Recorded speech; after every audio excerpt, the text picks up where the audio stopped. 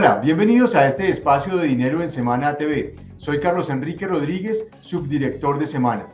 Todavía retumban los ecos de las discusiones alrededor de la política de transición energética y del futuro de los contratos de exploración de petróleo y gas en el país. Un estudio criticado por distintos gremios y analistas sobre el futuro de las reservas en Colombia que presentó la ministra Irene Vélez esta semana fue el nuevo detonante. En medio de esta discusión, ¿qué piensan los trabajadores? Nos acompaña el señor César Eduardo Loza, presidente de la Unión Sindical Obrera USO, uno de los sindicatos más fuertes del país. Mil gracias por estar con nosotros, señor Loza. Carlos, un cordial saludo y encantado de estar en este espacio.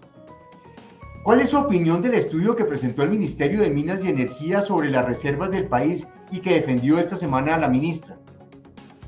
Bueno, las estadísticas muestran lo que nos ha enseñado las cuentas que entrega la Agencia Nacional de Hidrocarburos, la misma empresa Ecopetrol, es que tenemos crudo para 8 años y gas para 10 años.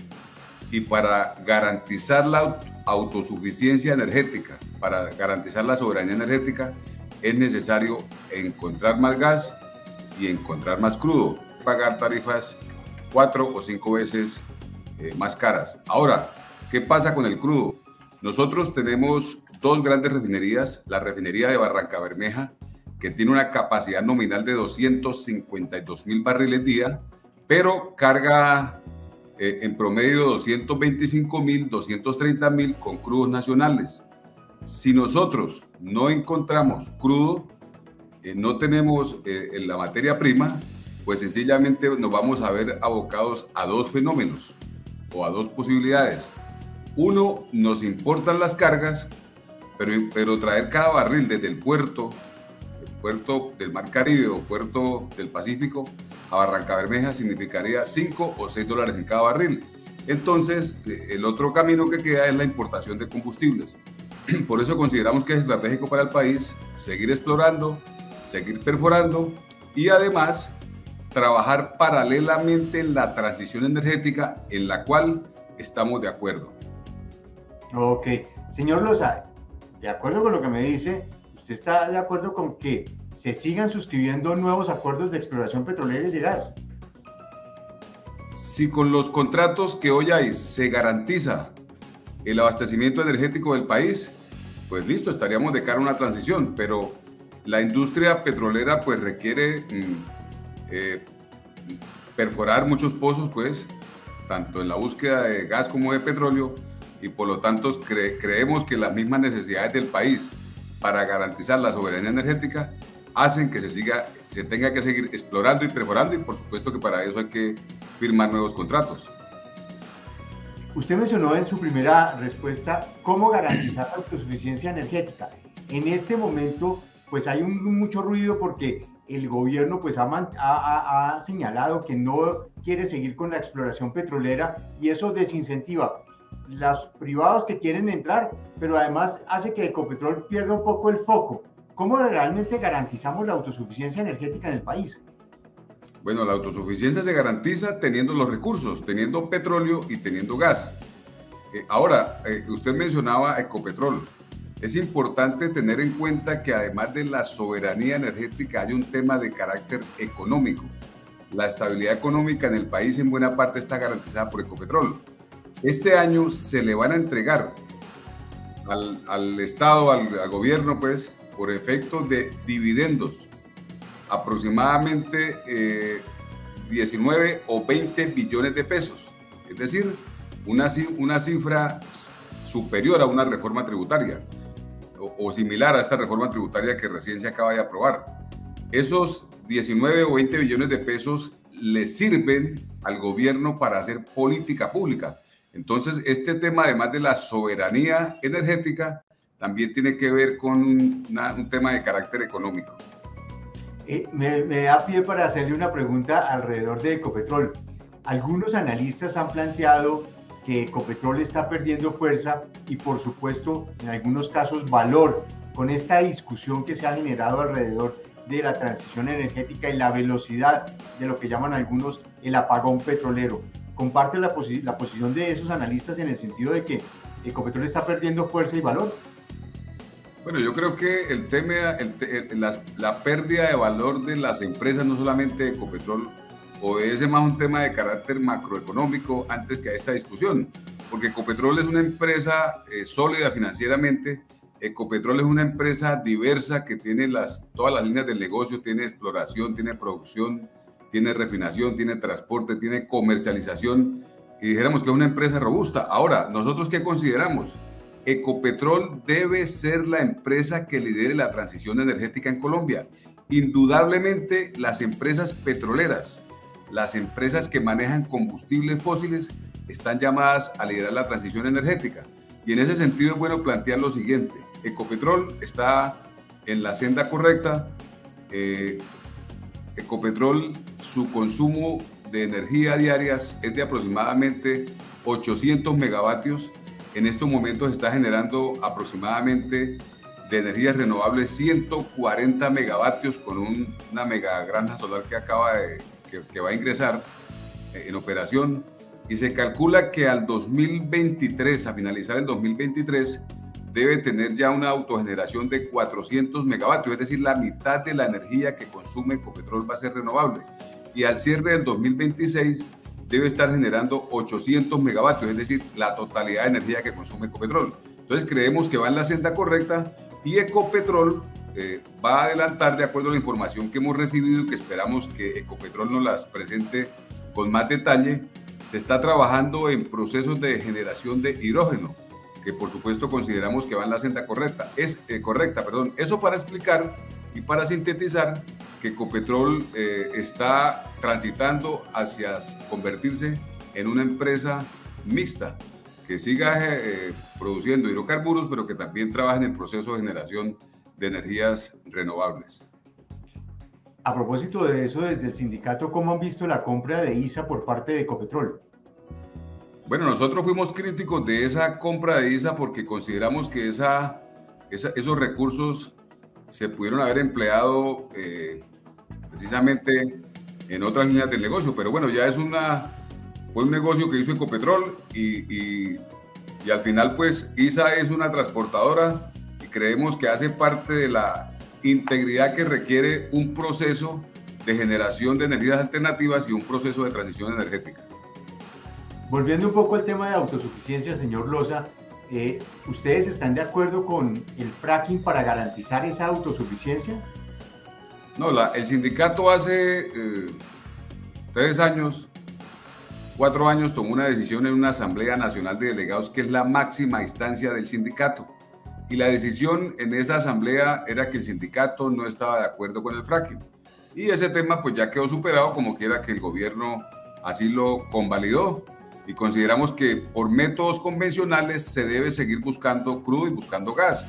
Pero además de eso se debe mejorar el factor de recobro para que los yacimientos pasen del 18% al 25-30% del factor de recobro. Para los que somos neófitos e ignorantes en el tema del petróleo, explíquenos un poco qué es ese tema del factor de recobro, por favor. El factor de recobro es que si se tiene, vamos a ponerlo en un ejemplo gráfico, si se tiene una botella o un litro de un fluido, se le saca aproximadamente el 20% a la botella y el resto queda. Entonces, cuando hablamos de factor de recobro, significa que un yacimiento tiene, por ejemplo, 1.000 millones de barriles. Si el factor de recobro es del 20% o del 30%, entonces va a sacar 200 o 300 millones de barriles. Y en la industria, pues, en Colombia estamos en un promedio que supera escasamente el 20% del factor de recobro. Ok. En palabras más coloquiales, exprimir el pozo. Exactamente, sí. O sea, hay que buscar, y en eso Ecopetrol ha sido muy diligente, a través del Instituto Colombiano del Petróleo, por eso lo defendemos tanto, por eso defendemos la integralidad de Ecopetrol. A través de sus estudios se han logrado hacer pilotos que demuestran que se puede mejorar el factor de recobro, y así se implementa en los diferentes campos. Usted mencionó hace unos minutos, señor Loza, el tema de lo que va a recibir el país por cuenta de dividendos y demás de Ecopetrol. Después del debate de la reforma tributaria del año pasado, ¿cuál es la lectura que le queda a usted de la carga adicional en impuestos que le puso esa reforma de Ecopetrol y en general al sector, porque cuando usted mira, tanto el sector petrolero como el carbonero van a soportar una gran parte de esa reforma. No, pues consideramos que efectivamente es un costo adicional para las empresas, pero que de ninguna manera pone en riesgo su estabilidad financiera. Y el país tiene necesidades sociales que atender, y es bueno que los recursos que extraen del subsuelo pues contribuyan a apalancar ese desarrollo social mediante los recursos que se aportan. Ok. ¿Qué pasa con las zonas productoras en medio de esta discusión de transición energética? Porque muchos nos quedamos en las cifras, en que hay que seguir explorando, pero un poco nos alejamos de la discusión acerca del impacto que tienen en esas zonas productoras todo este tema de transición energética. ¿Qué pasa cuando ya no estemos explorando o incluso no estemos explotando en esas zonas? Bueno, primero quiero destacar que hay un tema que nosotros planteamos en los diferentes escenarios. Ayer en una reunión con la Junta Directiva de Ecopetrol lo planteábamos. La industria petrolera tiene una deuda histórica con las regiones impactadas por la explotación petrolera. Por ejemplo, en el Magdalena Medio, la industria petrolera nació en el centro con la perforación del Pozo Infanta 2. Eso ocurrió en 1918. A la fecha han transcurrido 105 años de explotación petrolera y aproximadamente en el área, sumando los campos de Casabe, Cantagallo, Llanito, el centro, eso queda en la jurisdicción de Barrancabermeja y sus municipios aledaños, hemos sacado aproximadamente 3.000 millones de barriles. Y sin embargo, en esta zona no hay un hospital de cuarto o quinto nivel, las vías no están en las mejores condiciones, el agua potable en Barrancabermeja es de muy mala, de pésima calidad. Entonces, eso demuestra que la industria petrolera no ha correspondido en su integralidad con la riqueza y con las economías alternativas de los territorios. En Barrancabermeja no hay industrias. Cuando estamos aquí en la ciudad que tiene la refinería más grande del país, no hay petroquímica. Entonces nosotros consideramos que de eso tenemos que aprender para que en el evento en que haya la transición energética, y hablamos de una transición energética justa, que tenga en cuenta los impactos sobre los territorios, que tenga en cuenta las comunidades y que tenga en cuenta todos los actores y además que el trabajo sea decente, porque es un tema que consideramos se debe discutir. ¿Por qué a los trabajadores que laboran en la generación de energías alternativas no se les pagan, por ejemplo, los salarios que nosotros denominamos salarios convencionales, que son los que pactamos con las empresas producto de las negociaciones? Entonces, este es un proceso para sintetizar la respuesta de transición energética que requiere la participación de todos los actores, del gobierno nacional, del gobierno local, de los sindicatos, de las comunidades y por supuesto de los empresarios. Nosotros hemos llamado pues a el establecimiento de espacios de diálogo social para tratar de buscar esas alternativas. Ahora, hay una cosa importantísima que se debe tener en cuenta en esto de la transición energética, que no lo hemos mencionado. Para hacer la transición energética se requieren tres grandes cosas. Primero, la potencialidad de las energías, es decir, la energía eólica, la energía solar, la energía mareomotriz, las energías geotérmicas, el hidrógeno verde, bueno, en fin. Se requiere voluntad, eso lo tenemos, la potencialidad o las potencialidades. Se requiere la voluntad política de los actores. Y hoy en el país, pues, el gobierno está sintonizado, es parte de su línea económica y social, política además, es hacer una transición energética. Están sintonizados los empresarios, estamos sintonizados los trabajadores y la sociedad. Pero el tercer elemento determinante para la construcción de una política de transición energética, una propuesta, son los recursos económicos. Hacer una transición energética vale mucha plata, cuesta mucho, y para eso se requieren fuentes de financiación, y consideramos que la industria del petróleo, la industria del gas, debe aportar los recursos para esta transición. Ok. Usted mencionó el tema de los salarios convencionales. A propósito de eso, señor Loza, ¿en qué está la convención colectiva de Ecopetrol? En estos momentos nos encontramos terminando de ensamblar el pliego de peticiones que por supuesto esperamos presentárselo en la segunda semana de febrero a Ecopetrol para después empezar la negociación. A propósito de eso, nosotros estamos cumpliendo un centenario y esperamos en el marco del centenario de la Unión Sindical Obrera precisamente sacar una negociación que impacte positivamente a los trabajadores directos de Ecopetrol, pero también a los trabajadores tercerizados. En la industria hay un alto índice de tercerización, aproximadamente el 75% de los trabajadores son tercerizados, y para ellos también vamos a buscar beneficios en esta negociación. Queremos que desarrollemos un proceso incluyente, queremos plantearle incluso al gobierno escenarios donde podamos encontrarnos en el marco de esta negociación. Un tema específico, un tema concreto. En todas las áreas del país donde se adelanta procesos de explotación de hidrocarburos, hay conflictividad social permanentemente por el tema de salarios, por el tema de bienes y servicios, por la inversión social que reclaman los territorios, y en el marco de esta negociación le vamos a plantear al gobierno, a Ecopetrol, a los gremios, que establezcamos espacios de diálogo social, ojalá para encontrar soluciones de fondo a esta problemática. ¿Cuáles son las peticiones que ustedes van a plantear en ese pliego? Bueno, vamos a plantear algunos aspectos relacionados con la movilidad salarial, es decir, la progresividad salarial. Todos sabemos pues que hay un alto costo de vida, un índice de inflación muy alto. Vamos a plantear que actividades misionales, es decir, actividades del core de la industria, se desempeñen de manera directa, porque hoy se hace a través de empresas tercerizadas, y para estar en sintonía con lo que plantea el gobierno, consideramos que hay que vincular a esos trabajadores directamente con Ecopetrol. Estamos planteando temas como la transición energética, que consideramos se debe construir conjuntamente con Ecopetrol y con la participación de los sindicatos. Estamos planteando el fortalecimiento de Ecopetrol en las diferentes áreas. Necesitamos una empresa que como Ecopetrol se siga robusteciendo. Y por supuesto, planteamos temas de inclusión, temas de carácter social. El movimiento sindical no puede solamente quedarse mirando su grupo de interés, sus afiliados, que es importante, que por supuesto hay que atenderlos. Es importante hacer planteamientos del orden social para que los territorios impactados por la explotación petrolera reciban los beneficios de la industria.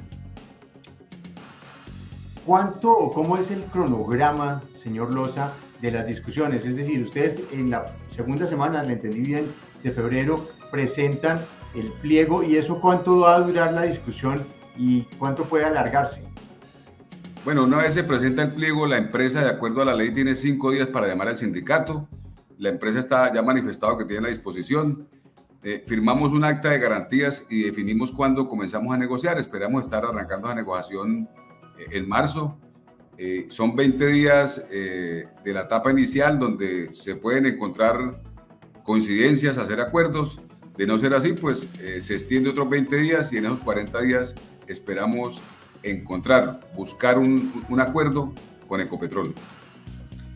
¿Había llegado algún momento de una convención colectiva en una situación tan tensa del sector como esta? Siempre las negociaciones han estado en el marco de situaciones complejas. Nos hemos encontrado en escenarios donde el precio del crudo está bajo, es decir, el precio es bajo, el precio internacional, y eso hace que en las negociaciones se tengan dificultades porque la administración argumenta que pone en riesgo la estabilidad financiera de la empresa. A veces nos encontramos que el gobierno que está al frente pues el sistema de gobierno no es muy amigo de los sindicatos, y eso genera dificultades. Bueno, en esta ocasión pues hay un debate por el tema de los hidrocarburos, de la autosuficiencia, pero finalmente creemos que todos estamos en la senda correcta. Todos los actores de esta sociedad estamos en la senda de la transición energética, y esperamos pues que en el marco de un gobierno progresista, por primera vez en la historia de Colombia, por primera vez en la historia de los 100 años del abuso, tenemos la posibilidad de negociar con un gobierno progresista. El control de la empresa es del Estado, el Estado es el mayor controlante de Ecopetrol, tiene el 88.5%, y la responsabilidad del Estado la asume el gobierno. Entonces esperamos pues sacar una negociación donde todos los actores salgan beneficiados.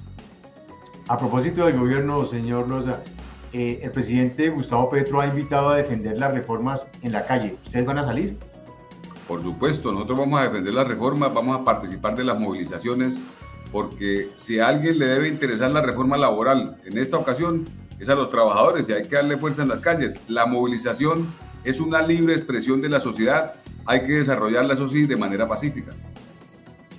¿Y ustedes van a llevar propuestas a la reforma laboral? ¿En qué sentido?